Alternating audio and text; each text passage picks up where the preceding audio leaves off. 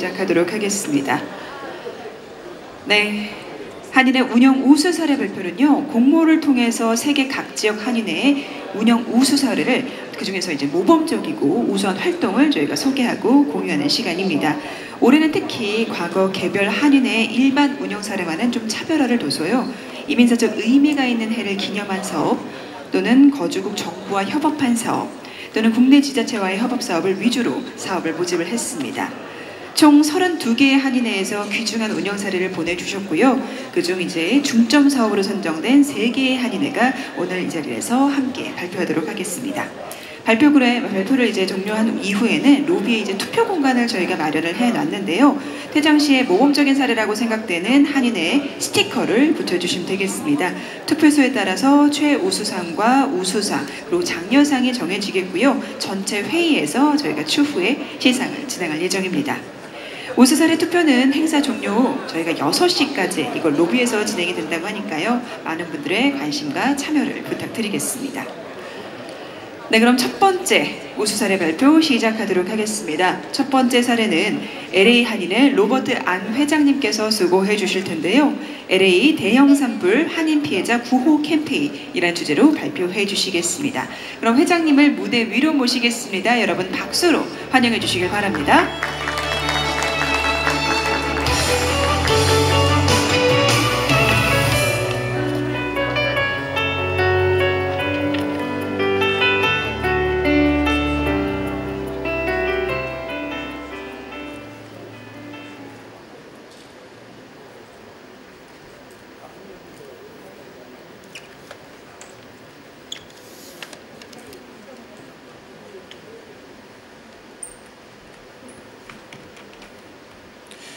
네, 여러분 안녕하십니까. 로스앤젤레스 한인회 회장 로버트 안입니다.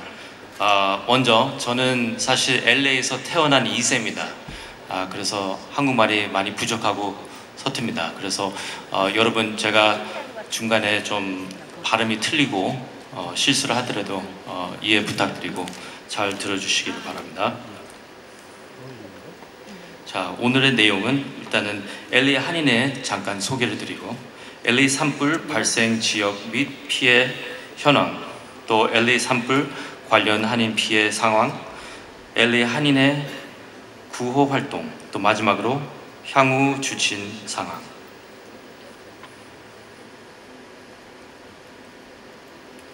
네, 먼저 간단하게 로스앤젤레스 한인회 소개를 하겠습니다. 사실은 이 설립 배경이 제가 봤을 때는 참 특별하고 중요하다고 생각하는데 LA 동포사회에서도 잘 모르는 사실입니다. 먼저 미주 지역 독립운동을 이끌었던 대한인국민회와 대한동지회가 통합하여 새로운 이민사회에 맞는 한인회로 재창립 결정은 1960년입니다. 그 결과가 초기 한인회인 한인센터를 공식 설립하고 캘리포니아에서 비영리 단체로 등록한 게 1962년입니다. 자, 여기 사진 보시면은 왼쪽에는 대한인국민회 또 대한인동지회 옛날 그 오피스하고 빌딩 사진이고요. 오른쪽에는 국민회 임원들부터 아래는 한인회 임원들입니다.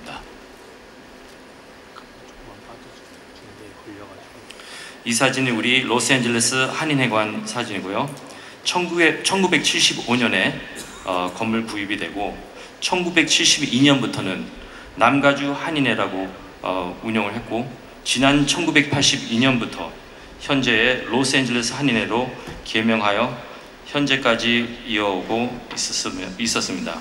그리고 올해는 30주년입니다.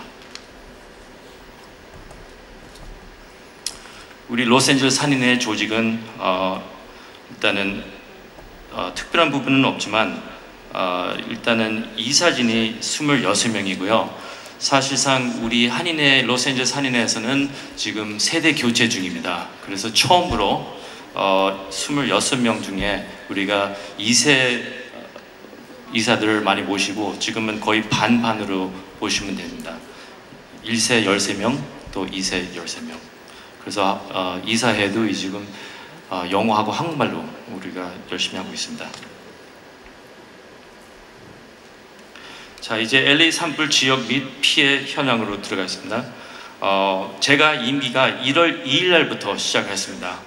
근데 산불이 5일 만에 1월 7일 날 대형 산불이 발생이 돼서 타이밍이 아주 기가 막혔죠.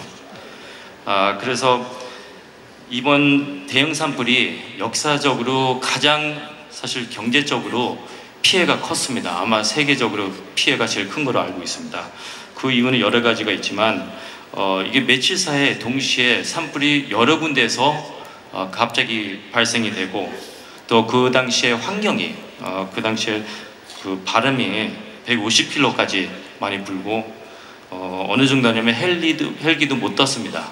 그래서 소방국에서 굉장히 여러 가지로 어려운 것을 많이 겪었습니다. LA 산불은 1월 7일부터 팔리세이드 불, 이튼 불하고 허스트 불이 동시에 발생이 됐습니다. 1월 8일 날은 Sunset Fire, Lydia Fire, Woodley Fire 계속 이어가서 1월 9일 날 Kenneth Fire하고 마지막은 1월 10일 날 Archer Fire가 발생이 됐습니다. 이 지도를 보시면은 이 거리를 볼 수가 있습니다. 이게 일단은 그 거리, 그 디스턴스 때문에 여러 가지로 어려움이 많았습니다.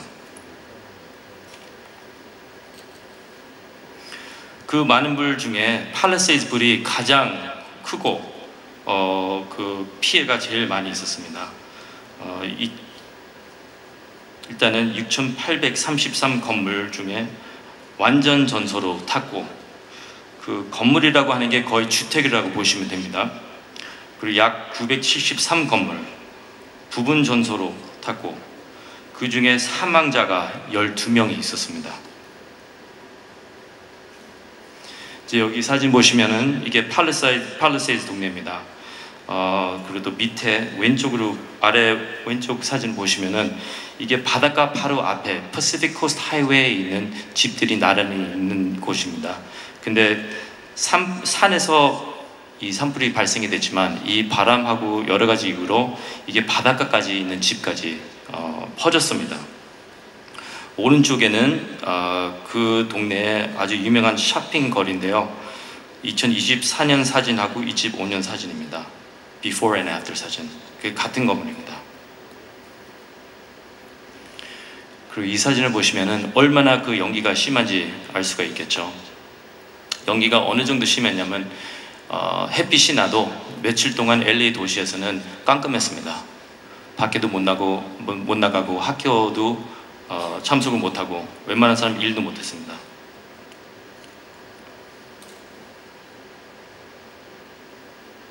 자, 이제 이 지도를 보시면 팔리세이드 위치를 정확히 알 수가 있습니다. 일단은 바닷가 옆에 있고요.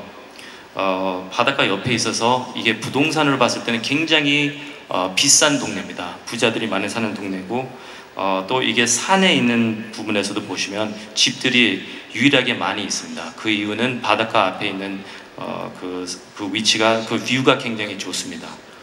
그리고 밑에 보시면은 이 빨간색으로 표시된 빨간 표시로 된 게 이제 집들입니다. 그게 다 탄 집들이고요. 보시면 굉장히 가깝게 있죠. 여기 패시픽 팔리세이드 위치가 유명한 말리부 도시에서 남쪽으로 좀 더 떨어져 있습니다. 두 번째로 피해가 큰 동네는 이제 이튼 파이어고요. 이튼 파이어는 위치가 파사디나하고 글렌델에서 동쪽으로 좀 갑니다. 로스앤젤레스 한인타운에서는 동북 쪽에서 한 30분 거리입니다. 이튼 파이어에서는 9,418 건물이 완전 전소로 탔고 약 1,073 건물이 부분 전소로 탔습니다. 하지만 사망자는 팔리세이드 불보다는 더 많이 있었습니다. 17명. 이튼 파이어 사진 보시면은 어느 정도 데미지가 났는지 볼 수가 있습니다.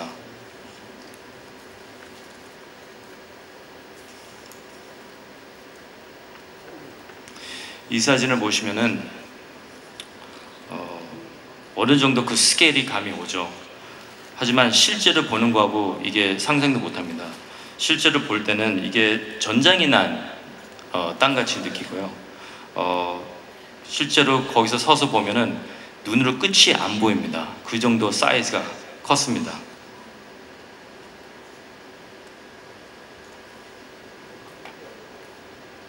여기서 이제 소방국에서 열심히 그 건조한 그 잎사귀하고 플랜트를 이제 정리하는 모습입니다.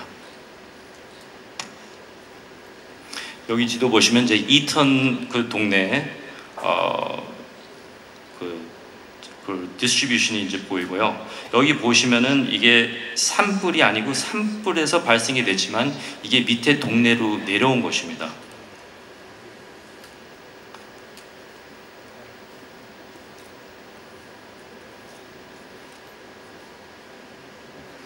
이번 대형 산불이 아까 말씀드린 대로 역사적으로 가장 피해가 경제적으로 많았습니다. 상상도 못하는 액수고요. LA 산불로 인한 경제적으로 피해가 약 1,640억 불. 그게 이제 3월 달에 예상이 나온 액수인데요. 그 이후로 더 많아졌습니다. 이제 LA 한인회 구호 활동을 설명을 드리겠습니다. 1월 7일부터 산불 발생 초기부터 한인 언론사 또 소셜 미디어하고 또 카톡방 통해서 여러 채널을 우리가 사용해서 산불 현황을 전파했습니다. 여기 쭉 보시면은 이제 여러 역화가 나옵니다. 이런 비상이 걸렸을 때는 한인회에서 가장 중요한 일을 우리가 할 수 있는 게 정보하고 정확한 이 인포메이션을 우리가 받아서 우리 커뮤니티에다가 전달하는 게 중요하다고 생각을 합니다. 특히 우리 이지세분들은 영어를 이제 잘 못하시는 분들은 한인회가 없으면은 이런 리소스하고 인포메이션을 정확히 못 받습니다.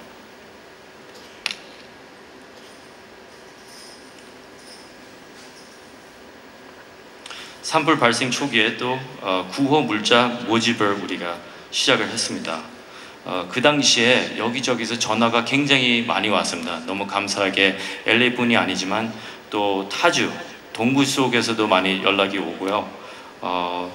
그 당시에 모집 운동을 했는데 마스크하고 블랭켓을 모집하기 시작을 했습니다. 1월 8월에서 10일부터요.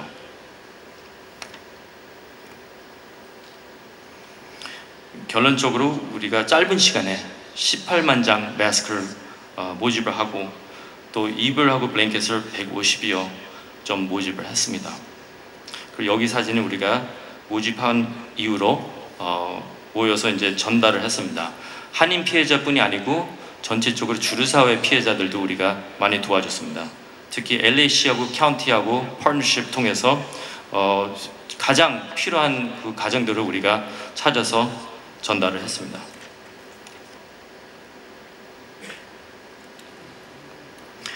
피해자들의 정부 프로그램을 신청 지원을 또 했습니다. SBA, FEMA하고 EDD 정부의 에이전시에서 여러 가지 프로그램이 있는데 우리 한인사회 분들은 이런 프로그램이 이제 있는지도 모르는 가정도 있고 또 있어도 영어를 못해서 어떻게 해서 애플리케이션을 신청을 하는지도 모르고 그래서 한인회가 남가주 한인 변호사 협회하고 또 LA 법률 보조 재단하고 합쳐서 함께 무료도 다 상담을 우리가 해드리고 그리고 인포메이션 세미나를 했습니다.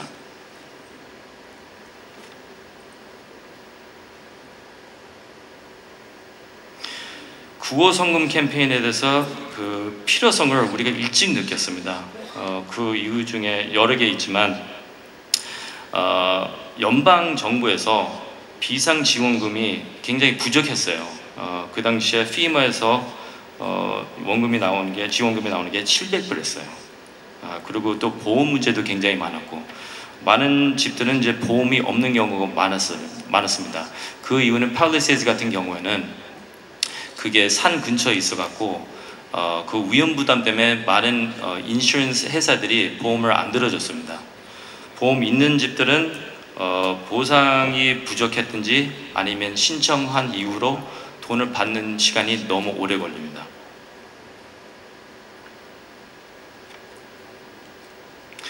이번 슬라이드는 LA 한인에서 최근에 구호 성금 운용 사례입니다. 2016년 그 당시에 산불도 났을 때 16만 불 지원했고 2020년에 코로나 팬데믹 구호 캠페인에 55만 불 지원을 했습니다. 2022년에서는 우크라이나 전쟁 고려인 동포 돕기 캠페인에서 20만 불 지원하고 2024년에는 터키, 시리아 지진 피해 돕기 캠페인을 32만 불 지원을 했습니다.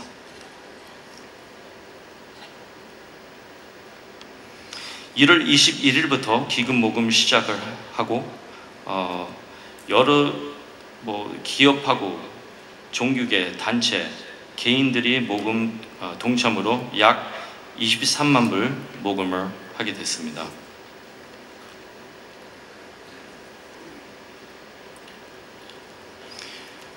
기금 모금 마치고 나서 한인에서 이제 홍보를 많이 했습니다. LA 산불 피해 접수 공식적으로 신청 그 기간을 우리가 오프닝해서 거의 40 회사 가정들이 애플리케이션을 놓습니다. 그래서 우리가 한인에서는 이제 후원자들하고 함께해서 3가지 케이스를 우리가 정했습니다. 첫 번째 케이스는 직접 피해 완전 전소, 두 번째는 직접 피해 부분 전소, 그리고 마지막으로 간접 피해. 제가 처음에 이 발생이 됐을 때는 직접 피해만 생각을 했는데 사실 간접 피해들이 굉장히 많이 있었습니다.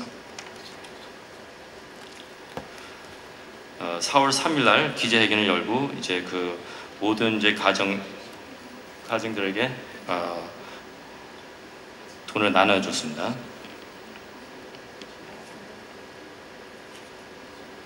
(7월 2일) 날에는 우리가 LA 소방국장을 모시고 기자회견을 하면서 우리 커뮤니티의 가장 중요한 업데이트들을 드렸습니다. 향후 추진 상황. 사실 이게 이제 9개월이 다 지나갔는데요. 우리한테는 오랜 시간이라고 생각할 수 있지만 이 피해자분들한테는 사실 이제 시작입니다. 이제 앞으로 허가받고 집을 다시 짓는 시간이 몇 년이 걸릴 거고, 그래서 이제 한인 피해자 복구 지원을 계속해서 하고요. 현장 공사부터 보험 보상, 법적 절차, 정부 지원, 또 커뮤니티 비상 연락망 보강 계속해서 하고 있습니다.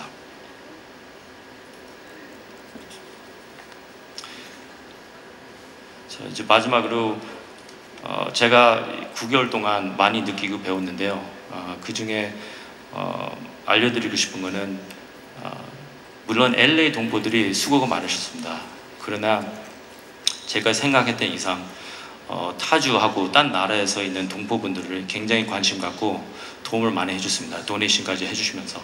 그래서 저는 그런 거 보고 너무 감동을 받고, 더 중요한 것은 이제 피해자분들이 그런 걸 알고 그 마음이 전달이 되는 걸 보고 굉장히 많이 정신적으로 위로가 많이 됐습니다. 그래서 LA 동포들을 대표해서 여러분들 진심으로 감사드리고요.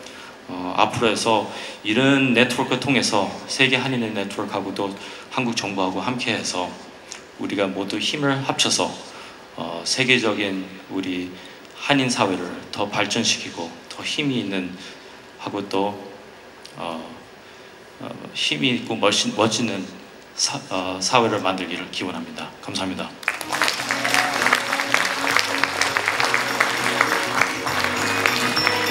네, 이렇게 해서 첫 번째 우수사례 함께 했습니다. 다시 한번 수고해주신 LA 한인의 로버타 안 회장님께 진심으로 감사드립니다.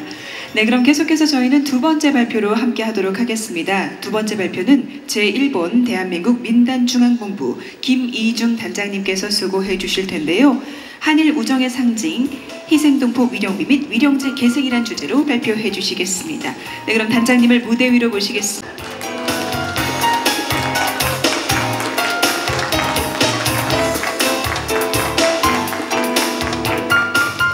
여러분 안녕하십니까. 감사합니다. 제가 갑자기 단장이 됐네요.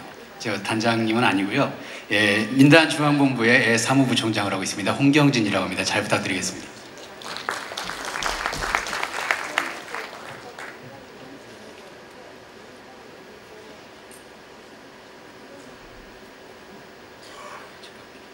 화면이 안 떠요. 죄송합니다. 화면이.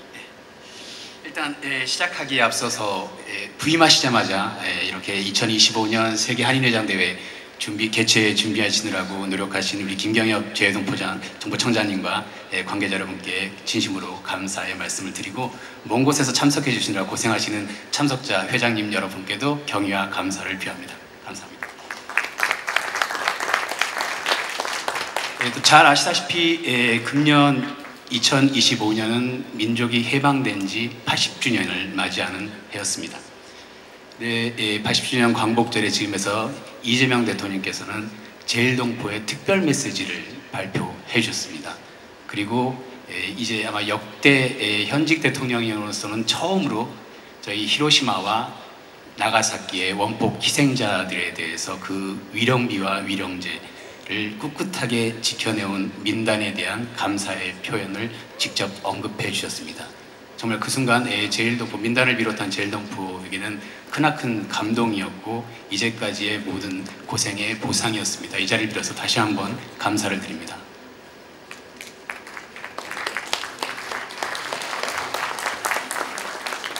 그리고 일단 처음에 저희도 좀 민단이라는 생소한 이름, 그리고 매번 듣는 지겨운 이름일 수도 있는데요. 그래서 민단에 대해서 좀 여러분께 간단히 제가 말로 설명하는 것보다 굉장히 좋은 영상이 있어서 오사카 총영사관에서 일단 이번에 제가 좀 긴장을 했네요. 이번에 말씀드릴 내용이 저희 제일동포 사회와 민단에 대해서 잠깐 소개를 드리고요. 두 번째로 광복 80주년이 좀 제일동포에게는 좀 더 특별합니다. 그래서 광복절에 대한 얘기, 그리고 너무 어두운 얘기일 수도 있는데 또 밝은 얘기를 섞어서 한일 국교 정상화를 맞는 저희 60주년 기념 사업과 위령제, 위령비에 대한 얘기를 좀 드리려고 합니다. 그래서 먼저 오사카 총영사관에서 금년 2025년 60주년을 맞이한 특별 영상을 제작했는데요. 거기에 좀 민단에 대해서 이렇게 표현된 부분이 굉장히 좋은 영상이라서 부탁을 해서 그 부분만 좀 편집을 했습니다. 잠시 영상을 봐주시기 바랍니다.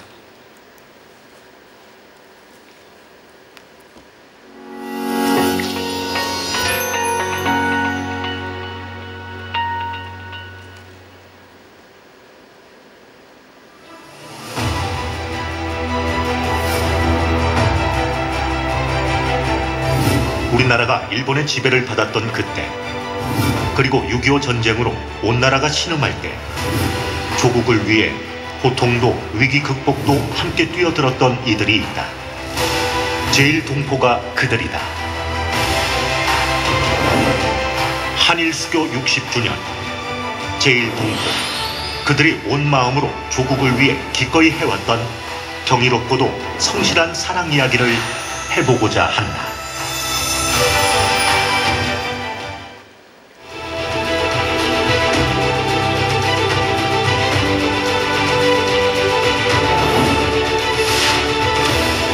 일본 내 10개의 공간 중 제일동포들의 기증으로 세워진 곳은 무려 9개.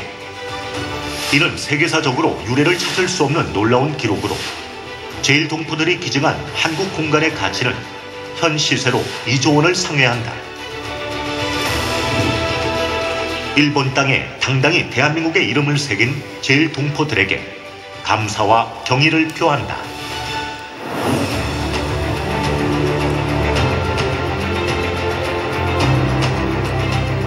대한민국을 위해 제일동포들의 마음을 모아 지원을 보내는 시작점은 제1본 대한민국 민단이다.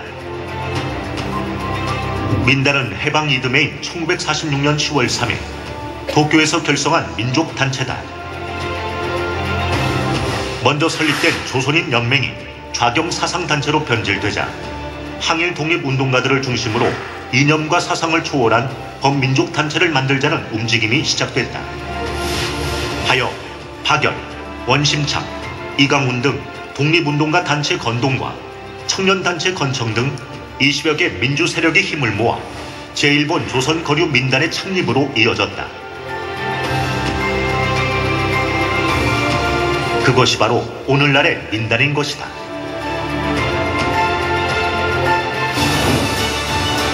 제1동포 사회의 지난 역사와 민단의 활동을 보면 동포들이 대한민국의 발전과 위기 극복을 위해 헌신해왔다는 사실을 실감할 수 있다.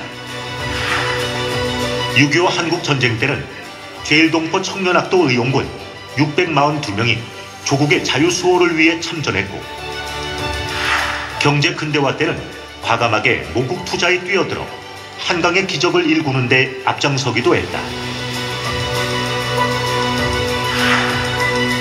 88 서울 올림픽에 100억엔의 성금을 기탁해 올림픽의 성공에 이바지했으며, IMF 때는 위기에 빠진 조국을 구하기 위해 15억 달러를 송금하고 300억엔의 국채를 매입하는 데 앞장섰다.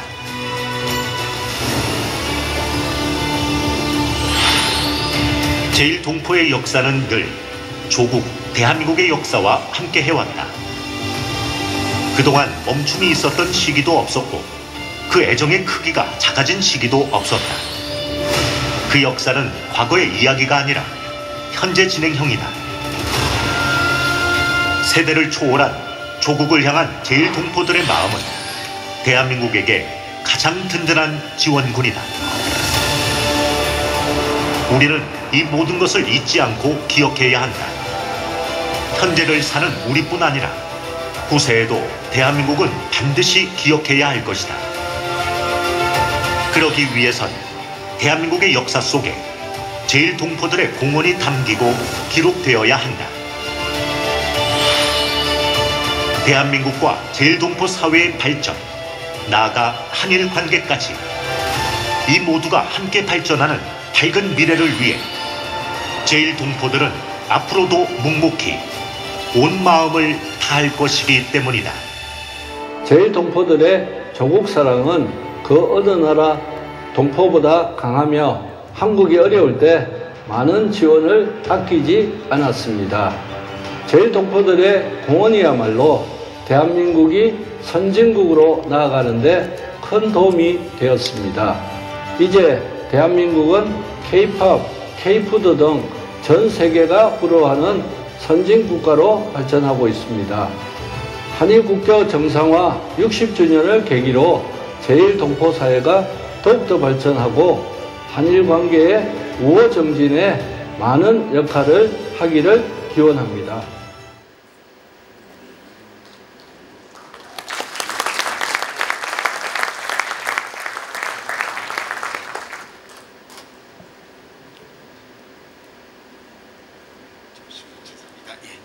예, 감사합니다. 저희가 민단에서 만들어서 자화자찬을 하기보다는 총영사관 공간에서 객관적인 입장에서 표현해 주신 게 굉장히 영상이 좋다 싶어서 이 자리를 빌려서 소개를 드렸습니다. 그리고 저희가 총영사님께 좀 사용해도 되겠습니까 하는 첫째 조건이 내 인터뷰는 반드시 사용해라 라는 게 절대 조건이었기 때문에 마지막에 어쩔 수 없이 넣었습니다. 이게 본의 아니게 그렇게 됐습니다. 그리고 아마 도중에 영상 중에 세 분 독립투사처럼 보이시는 세 분이 아마 나왔을 텐데요. 그때 가운데 첫 번째 계신 분이 민단의 일대 초대단장이셨던 박열 열사십니다. 배우 이재훈 님이 연기하셨던 그 박열이 바로 저희 민단의 일대 단장이셨습니다. 참고로 말씀드립니다. 그리고 다음 과제로 들어가서 광복 제 80주년에 대해서 말씀을 드리겠습니다. 대한민국이 건국하기 48년이죠. 그 이전인 46년에 해방된 다음 해에 8월 15일 날 저희는 그때부터 이제 조국 해방 1주년 기념식이라는 거를 후일 이제 민단이 되겠지만 여러 가지 단체들이 있었죠. 그 단체들이 모여서 그때부터 저희는 기념식을 하고 있습니다. 제1민단, 제1동포들이 그리고 이후 80년간에 걸쳐서 일본 전국에서 각 지역에서 민단 지방본부를 중심으로 매년 이것만큼은 민단에서 절대적으로 해야 되는 행사 중에 하나입니다. 광복절 기념식 매년 빠짐없이 그야말로 코로나 때도 해왔습니다.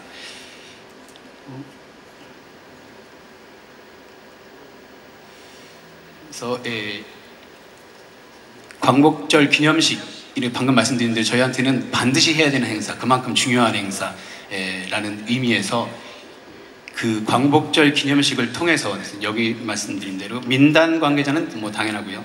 그 지역 동포들 뭐 여기 한인의 분들도 계시지만 같이 하시고 그 외 분들이나 공방 관계자들이 총 직결하는 제일동포사의 최대 이벤트로 저희는 사업을 활용하고 있습니다. 그리고 일본 정계 주요 인사와 이란 친선협회 중심의 일본 시민들도 참여해서 그 자리는 그분들한테 있어서는 패전이죠. 반성과 화해의 자리도 만들어지고 있습니다. 그리고 1세부터 5세까지, 지금 뭐 5세, 사실은 6세도 지금 나오고 있지만, 까지 동포사회를 총망라한 축제 장소이기도 합니다. 그리고 당연히 평화의 소중함, 그리고 역사의 산교육이죠. 1세부터 5세까지이기 때문에 당연히 우리 할아버님들, 아버님들 막 이런저런 손주들한테 얘기를 하시기 때문에, 그리고 현장에서 여러 가지 이런 낭독해드리고 이런 행사를 통해서 산교육이 되고 계승해 나가고 있습니다. 아울러 동포사의 대화합을 마련하는 자리이기도 합니다. 잠시 여기서 지방본부들 그리고 민단중앙본부 어떤 식으로 하는지만 사진으로 간단히 소개가 너무 많아서요. 간단하게 말씀을 드리려고 합니다. 이건 지금 광복절 기념식의 중앙식전의 기념의 예입니다. 그래서 기념식전에 당연히 여러분들 오시고 애국가 제창에 이번에 이건 올해 80주년인데요. 트롯 가수 이수연 양이 애국가를 불러줬고요. 그 밑에 네 분 나와 있는 게 일본, 지금 맨 왼쪽 윗분이 연립 공명당 대표시고, 그러니까 대표로, 공명당 대표는 아니지만 공명당에서 대표로, 뭐 여당, 야당이 전부 대표로 모이셔서 저희들한테 인사를, 축사죠. 저희들이 해방된, 독립된 축사를 나누기도 하고요. 그 다음에 청년애들을 중심으로 해서 그 당시에 가장 중요한 사항에 대한 구호를 외치기도 하고, 어린이 토요학교에서 고향의 봄을 모두 합창을 하곤 했습니다. 그리고 지금 시간이 저한테 주어진 시간이 앞으로 5분이라고 지금 표말이 나서 빨리 좀 서둘러 가겠습니다. 한일국교 정상화 60주년이 여러분 이민의 사전적 의미를 좀 찾아봤습니다. 자기 나라를 떠나서 다른 나라로 옮겨서 살아가는 것이 이민입니다. 그런데 일본의 제일동포는 4종류로 나눠질 수 있다고 생각하거든요. 아마 여러분 들어보신 적이 없을 수도 있는데, 특별영주라는 분들이 있습니다. 거의 일본인과 다르지 않지만 제일동포 분들의 특별영주에도 2가지가 있어서, 국적이 대한민국인 분들하고 조선입니다. 조선인민주의공화국이라는 나라는 아직 국교가 없기 때문에 인정할 수 없어서 그냥 조선이라는 게 남아있는 분들이 있고요. 저처럼 새롭게 유학이나 사업으로 오신 신정주자분들이 있고요. 또 한 부류가 귀화하셔서 일본 국적을 취득하신 동포들까지 다 망라하면, 이거는 뭐 제가 통계를 낸 건 아니지만 근거를 가지고 얘기를 드리자면 최소한 100만 명 이상, 150만에 가까운 동포들이 있다고 생각을 합니다. 이 한일국교 정상화는 그런 의미에서 여러 가지 저희한테 뜻이 있는데요. 제일동포는 한일 양국의 역사적 산증이며 일제 강점기가 남긴 유산입니다. 제일동포 방금 말씀드린 대로 이민이 아니거든요. 태어났는데 그냥 거기가 일본이었는데 자신은 한국인 분들이 있기 때문에, 그래서 절대로 부정할 수 없는, 일본에서 보면 굉장히 껄끄러운 얘기도 하지만 이분들이 살아있는 역사의 증인입니다. 전쟁과 일제 강점기의 아픔과 이후의 해방의 기쁨, 그리고 그 역사를 깨닫는 평화 양국 우호 친선의 소중함을 되새기는 해이기도 합니다. 그래서 기념사업을요 전국적으로 여러 행사를 진행했고요. 그래서 지금도 하고 있고요. 한일 관계는 곧 제일동포들, 여기 계신 모든 분들 겁니다. 거주국과 대한민국의 관계는 곧 생계와 가족들의 안전을 유지하는 어떤 그 가디언적인, 방패적인 역할을 하죠. 저희는 특히나 그렇습니다. 한일 관계. 그래서 한일 양국의 상호 협력, 우호 증진을 위해서 노력하는 기회의 장소, 시민의 외교의 장소, 그리고 대한민국과 대한민국의 언어, 문화의 우수성을 확인하는, 자랑하는 장소이기도 합니다. 어저께 뉴스를 보니까 안효섭 씨, 캐나다 동포 오셨죠? 배우 안효섭 씨가 CBS에서 직접 라이브로 뉴스에까지 나올 정도로 지금 대한민국은 굉장한 문화의 나라입니다. 그래서 이것도 간단히 사진으로만 좀 설명을 드리겠습니다. 이건 중앙본부가 개최했을 이란 친선협회 중앙회 함께, 그리고 한인회와 3군데서 동시에 공동 개최를 위해서 오사카에서 기념회를 가졌습니다. 그리고 위에 있는 부분이 도쿄에서, 도쿄 지금 단장님 계신데요. 도쿄 단장님 직접 패션 모델이 되셔서 한국의 전통 홀레와 패션쇼를 진행했고요. 아이치 나고야에서는 시민 대운동을 개최했고요. 구마모토에서 기념일 세션, 카고시마 기념강연회, 오이타 기념일 세션 등등 여기에 다 묻어올렸어요. 사실은 제가 사진을 굉장히 많이 받았는데, 그리고 이건 이제부터 있을 겁니다. 살짝 광고 겸 해서 저희가 중앙본부에서 11월 26일 날 개최할 예정이고 이거는 굉장히 좀 크게 생각해서요. 일본에 있는 후지 텔레비에서 방송 예정입니다. 저희가 첫날 기념회 그날 지금 이렇게 서른도시나 아마 두 번째면 잘 모르겠지만 세 번째는 아마 아시는 분 우타고코로리에라고 지금 한일 가왕전 같은 걸로 한국에서 굉장히 유명하신 분이랑 카라 분들이 출연할 예정입니다. 그리고 이거는 오사카 민단에서 10월 12일 날 예정 중이고요. 사실은 돌고 돌아서 여기까지 왔는데요. 제가 제일 하고 싶었던 얘기는 이 부분입니다. 위령비와 위령제의 보존과 계승인데요.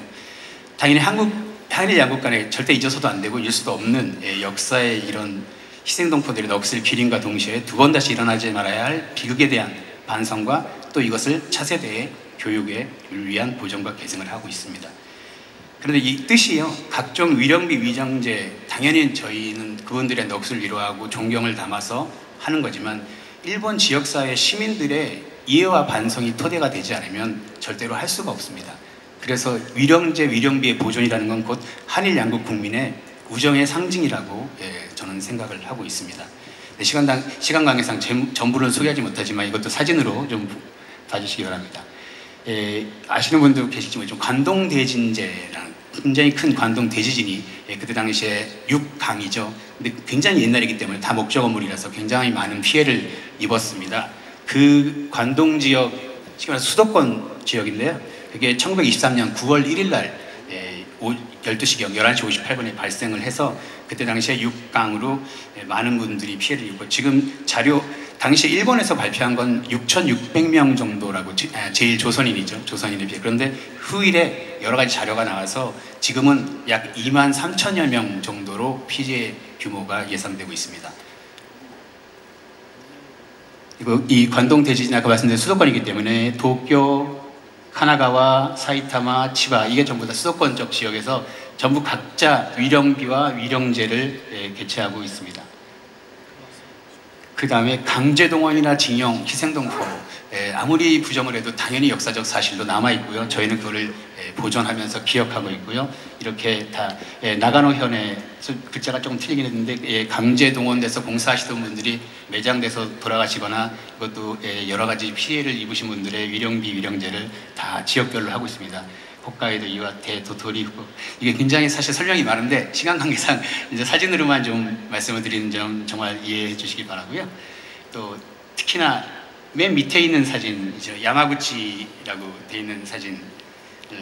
요즘 뉴스를 보시면 조세 탄광이라고 아마 들어보신 적이 있을지 모르겠습니다만 조세 탄광에서 예전에 사고로 수몰이 이게 해저 터널인데 해저 탄광이었는데 수몰돼서 돌아가신 분들이 그 대부분의 분들이 당시 조선인이었다라는 얘기가 증명이 되고 그분들의 지금 DNA 검사를 하고 있습니다. 그래서 민단도 당연히 협조를 해서 이 피해자 유골들이 적어도 유가족께서는 돌아가신 분의 유골일만이라도 고향에 묻히고 싶다라는 걸 저희 쪽에서도 협조를 하고 있습니다. 히로시마, 나가사키는 너무 잘 아실 테니까 이건 원폭 희생 덕분 굉장히 대사를 많이 준비했는데 조금 이해해 주시기 바랍니다. 히로시마랑 나가사키는 정말 그야말로 이제 일본뿐만 아니라 전 세계에 이 핵무기에 대한 경종을 울리는 위령제가 되고 있습니다.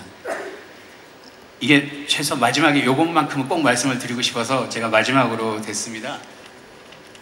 민족의 영웅인 매원 윤봉길 의사님, 당연히 여러분 너무 잘 아시고 1932년도 상하이 홍코우 공원에서 폭탄 던지셔서 그때 당시에 육군 대장을 비롯한 많은 분들을 희생시켜서 결국에는 저희가 독립하는 데 많은 영향을 주셨던 분인데 이분이 결국은 처형을 당하셨어요. 그래서 그게 암장된 곳이 이시카와현입니다. 이시카와현에서는 저희는 쭉 기념비를 세우고 위령제를 하고 있는데 이게 사실 저희한테는 굉장히 중요하거든요. 그런데 아마 뉴스를 통해서 보셨겠지만 한국의 어떤 분이 여기에 이제 기념관을 세우신다라고 언론에 발표를 해버리시면서 이 조용하게 지켜오던 게 굉장히 위험해지는 위기가 왔어요. 그러니까 혐한 분위기, 나아가서는 진짜 제일동포 한국인을 이제 또 차별하고 막 이런 분위기에 있고 뉴스에서 보신 대로 작년에도 여기서 똑같은 데서 말씀드렸지만 민당 건물에 차량으로 들이받고 뭐 이런 분위기가 되거든요. 사실 아까도 말씀드렸어요. 우정의 상징이라는 건 동포들 그리고 한국 대한민국 국민들만이 아니라 거주 지역에 여러분들 평화의 소녀상도 마찬가지일 겁니다. 거주 지역하고의 협력과 협조, 우정이 있어야 건설되는 거거든요. 이 부분에서 저희 민단이 굉장히 좀 노력하고 있다는 점 이해해 주시고 바라고. 그래서 우리가 마지막으로 인사드리겠습니다. 저희가 이렇게 할 수 있는 거, 할 수 없는 거 당연히 있을 겁니다. 세계 한인회장 대회에 저는 최대의 의의라는 거는 일본 지역, 가령 일본 제일동포가 할 수 없는 걸 유럽이나 미국, 미주나 대양주에서 해주시고, 대양주, 미주, 유럽에서 못 하시는 건 저희가 해드리고 할 수 있는 협력, 네트워크를 만드는 게 한인회장 대회의 최고의 의의라고 생각합니다. 그래서 이런 협력 체제가 결국은 세계를 잇고 대한민국과 한인 사회가 미래에 밝히는 지름길이 아닐까 생각합니다. 경청해 주셔서 감사합니다. 네, 그렇게 잘 들었습니다. 협력의 중요성까지 강조해 주셨는데요. 제1본 대한민국 민단중앙본부 홍경진 사무부총장님의 발표였습니다. 다시 한번 감사드리겠습니다. 그럼 계속해서 이제 마지막 발표 함께 하도록 하겠습니다. 하노이 한인회 장은숙 회장님께서 수고해 주실 텐데요. 하노이 한인회 한배 우정의 거리 축제라는 주제로 발표하겠습니다. 박수로 환영해 주십시오.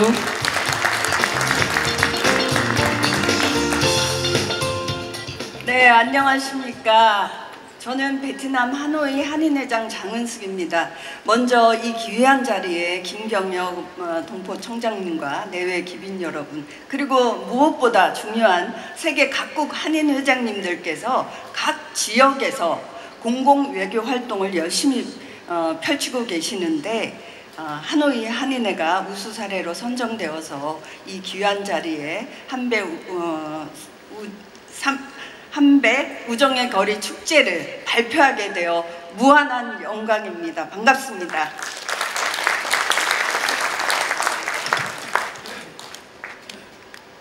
먼저 하노이 한인회를 간략하게 소개해 드리겠습니다. 하노이 한인회는 한배 수교를 맞이한 지 33주년밖에 되지 않은 아주 이렇게 짧은 역사를 지니고 있죠. 그렇지만 베트남은 양 국가 내 굉장히 중요한 국가이기 때문에 지금은 외교적으로도 중요한 그 국가로 최상위 그 외교 단계에 이르렀고요. 그리고 짧은 기간이지만 굉장한 많은 교류를 하고 있으면서 우리 교민들도 20만이 되고 있습니다. 그리고 또 하나는 무엇보다 진출 기업이 1만 개가 진출을 해서 활발하게 기업 활동을 하고 있는데요. 아마 대기업, 중기업, 소기업부터 모든 기업들이 여기에 진출해 있다고 보시면 되겠습니다.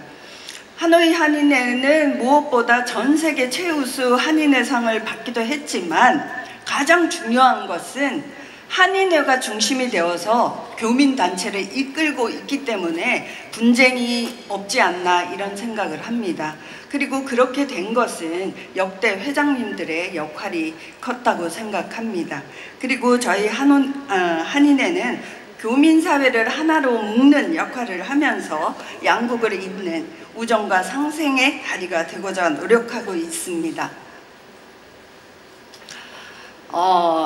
저희 하노이 한인회의 공공 외교 비전은 한 문장으로 요약할 수 있습니다. 문화로 만나고 경제로 연결하며 사회로 하나가 되다입니다. 문화 교류를 통해서 서로를 이해하고 경제 협력을 통해서 새로운 기회를 만들며 사회적 연대를 통해서 함께 성장하는 길을 열어가고 있습니다. 이와 같은 비전이 가장 잘 구현된 대표적인 사례가 한배 우정의 거리 축제입니다. 올해로 사흘째를 맞이하는 이 축제는 100개의 기업 부수와 지자체와 참여하면서 10만 명 이상의 우리 교민들, 우리 교민뿐만 아니라 현지인들이 굉장히 많이 참여하고 있습니다. 그래서 지금 현재는 베트남에서 가장 큰 한배 교류 축제로 인정을 받고 있습니다. 나중에 아시겠지만 무대 공연, 체험 프로그램, 지자체 홍보까지 다양한 활동을 통해서 양 국민이 하나 되는 축제의 장입니다. 이 축제는 단순한 행사가 아닙니다. 체계적인 운영과 준비 속에서 진행됩니다. 현지 정부와 긴밀하게 연결되어 있고 교민사회와 한국 기업이 함께 참여하며 매년 새로운 컨텐츠를 추가해서 행사를 발전시켜 왔습니다. 특히 올해는 지자체 부수가 대거 참여를 했습니다. 그리고 그렇기 때문에 오히려 이 부수 참여를 통해서 우리나라를 알리는 그런 기회가 되고 있습니다. 이제 잠시 지난 축제의 영상을 1분 영상으로 함께 보시죠.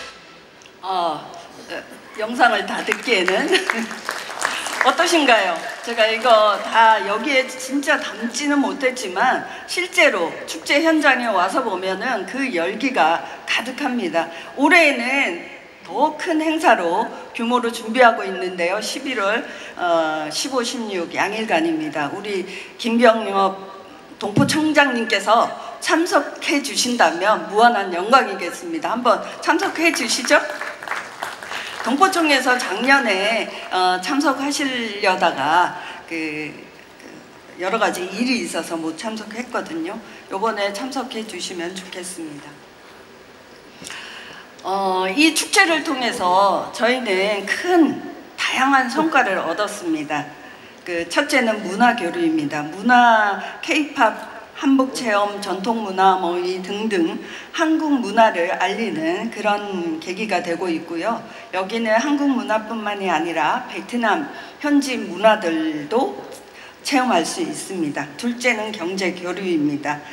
한국 지자체와 기업들이 참여해서 베트남 현지와 긴밀하게 새로운 네트워크를 구축했습니다. 세 번째는 미디어 홍보 효과입니다. 올해는 특히 대전 MBC에서 한배 수교 33주년 특집 다큐멘터리를 제작하면서 이 축제를 부각하기로 했고, 따라서 참여하는 기업들에게도 많은 홍보가 될 것이라고 생각합니다. 베트남의 특징이 젊은 국가입니다. 그리고 베트남은 제2 외국어가 한국어입니다. 그리고 베트남 대학교에 한국어 학교가 있는데, 저도 저번에 참여하면서 굉장히 놀랐는데 한 학교에 한 학과가 1000명 이상입니다.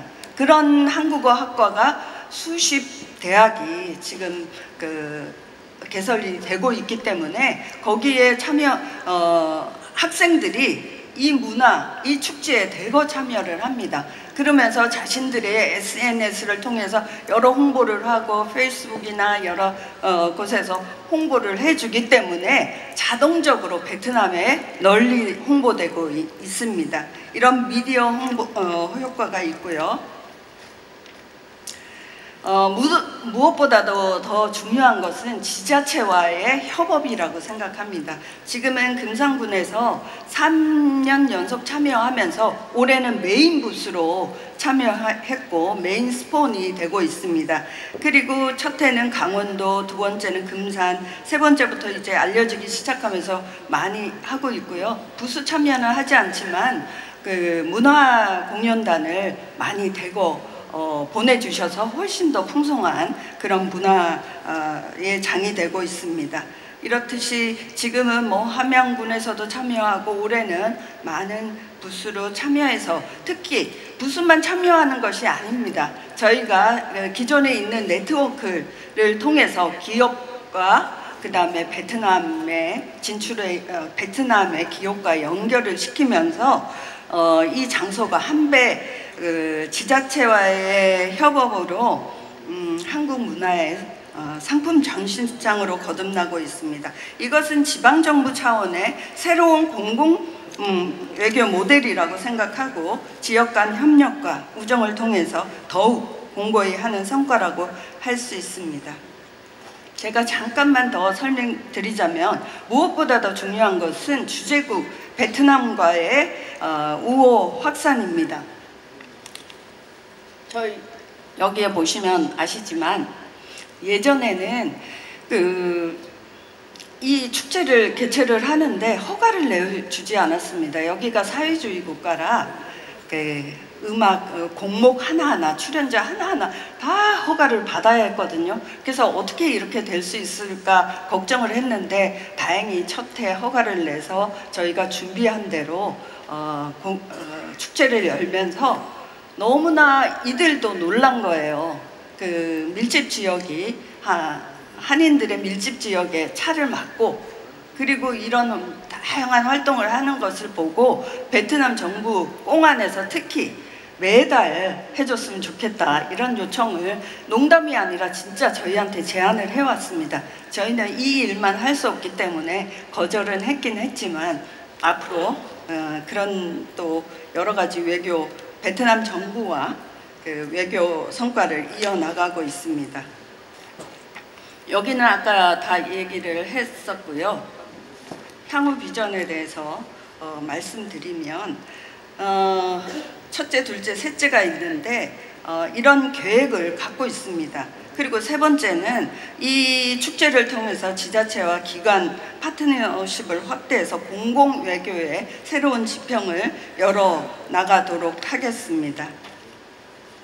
시간이 얼마 남지 않은 관계로 이 축제뿐만이 아니라 하노이 한인회는 굉장한 다른 공공외교 활동도 활발하게 하고 있습니다. 5분 정도 남았기 때문에 잠시 중요한 활동을 소개하고 마무리하겠습니다. 저희가 아름다운 가게를 벤치마킹해서 나누고 가게를 하고 있고 중고 물품들을 기부받아서 여기에서 판매를 하고 있습니다. 판매 수익금은 모두 베트남 불우이웃이라든지 장애인 단체 또 한국 학교에서 학비를 못 내는 그런 학생들을 위해서 장학금으로 많이 쓰이고 있고요. 그리고 위드센터는 상담의 역할을 합니다. 그리고 제가 가끔 가다가 온라인으로 소개를 하고 있죠. 유일하게 하노이 한인회는 월간 잡지를 발간하고 있습니다. 이것을 통해서 우리 교민과 함께 정보도 교류하고 여러 가지 광고 수익도 내고 있으며 그걸 가지고 운영비로 일부 쓰고 있습니다. 그리고 기본적으로 청소년 문화제라든지 작은 음악회, 청소년 문화 시상식을 통해서 일반 교민들이 한인회가 뭐를 하는지 잘 모르겠다라고 하셨는데 이런 자녀들의 이런 문화 활동을 통해서 여러 가지 한인회를 잘 알게 되는 계기가 되고 있습니다. 또 중요한 것은 도서관입니다. 저희는 신간 2만 권을 확보해서 교민들의 독서에 도움이 되고 있는데 여기 공간은 찬빛그룹에서 공간을 무료로 대여하고 운영은 저희가 하고 있고요. 그리고 회비를 받습니다. 회비를 받아서 그것을 모아서 신간 구입하는 데 쓰는데 회원들이 굉장히 많습니다. 그래서 그거를 이제 회원들이 읽고 싶은 책을 하면 저희가 또 물류하는 우리 이사님들께서 또 그거를 하고, 또 여기에서 봉사자들이 다 봉사활동을 하면서 도서관을 꾸려 나가고 있고요. 문화강좌도 운영하고 있습니다. 여기 문화강좌는 우리 교민들이 굉장히 많이 참석하는데, 고상구 회장님 때 한 20개 정도의 문화강좌로 출발을 했거든요. 근데 지금은 50여 개가 넘으면서 오전이 되면 정말 교민들이 우리 한인회를 잘 이용을 하고 있습니다. 이런 다양한 활동을 하고 있으면서 저희가 민간 외교관의 역할을 톡톡히 하고 있다고 생각합니다. 제가 이제 마지막인데요. 이런 말씀을 한마디 드리고 가겠습니다. 한배 우정의 거리 축제 이전에 한배 음식 문화 축제가 있었거든요. 그것은 관이 주도하는 것이었습니다. 그러니까 AT 여기에서 다 예산을 다 들여서 축제를 하고 한인회는 이제 서포트하는 그런 거였는데, 굉장히 저희가 한인회가 몇 년간 같이 지원을 하면서 이게 왜 안 고쳐질까? 왜 이렇게 다양하지 못할까? 이런 생각을 했습니다. 그래서 마지막에는 저희가 이거를 한번 주체적으로 해보자 라고 해서 시작했는데, 훨씬 더 풍부하고 다양하고 굉장히 호응도가 높은 축제로 자리매김했습니다.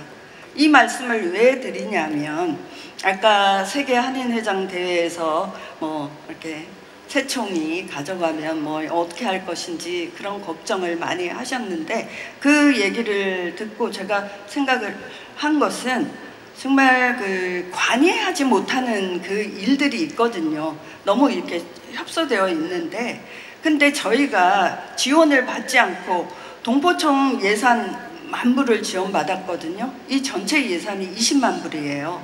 10,000불 받으면서 더 AT나 대사관이나 거기도 충분히 훌륭했지만, 저희가 새로운 민간 차원에서 이러한 활동을 하면서 더 큰 시너지 효과를 낼 수 있었습니다. 그래서 여러분, 아까 우리가 관이 물론 뒤에서 이렇게 지원은 해주되 많이 간섭은 배제하는 그런 행사가 되었으면 좋겠고, 저희는 이 행사를 우리가 주도해서, 물론 동포청에서 지원을 했지만 부스도 팔고 기업의 후원을 받아서 이런 행사를 일궈냈습니다. 그러니까 앞으로 이렇게 좀 이렇게 관은 지원하고 민인이 이렇게 열심히 해서 시너지를 내는 그런 행사가 되었으면 좋겠고요. 그리고 제가 이 발표가 시간이 짧아서 막 빨리빨리 지나갔는데, 저희의 이런 사례가 각국 회장님들이 활동하시는데 도움이 됐으면 좋겠습니다. 제가 새총 세미나 26일 참여하면서 너무나 열악한 지역들이 많더라고요. 그런데 그 열악한 지역에서 한인 회장님들이 발로 뛰면서 시간을 투여하고 자기 돈을 써가면서까지 그런 활동을 하는 걸 보고 감격을 받았거든요. 저는 세계 한인 회장님들이 민간 외교의 꽃이라고 생각합니다. 우리 함께 다 합해서 새총을 잘 지원했으면 좋겠습니다. 이상으로 마치겠습니다. 감사합니다. 네, 고맙습니다. 이렇게 해서 붙은말 발표까지 함께 했습니다. 다시 한번 수고해주신 발표자님께 따뜻한 박수 보내주시길 바랍니다.